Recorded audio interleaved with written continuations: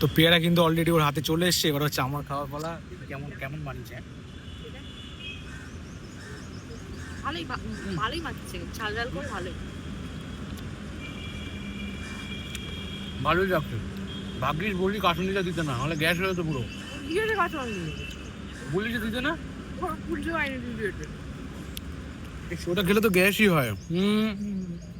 দিয়েছে তো, তাই না? খেলে তো গ্যাস হয় ও টাইমে বেলায়। না বারণ করলাম তবু দিয়ে দিয়েছে, আর কি বলতো। এই যে সেই যতই বারণ করি, ঠিক ওদের ভেতরে আছে না, বেসিক্যালি যে জায়গাটা ওরা মাখে ওই জায়গাটা অলরেডি তো আগের জনকে কাশুনি দিয়ে মেখেছে, ওই জন্য আমরা না চাইতে ওটা তো মেখে দিয়ে দিয়েছে। এইটুকুনি পেয়ারা পুরো 40 টাকা।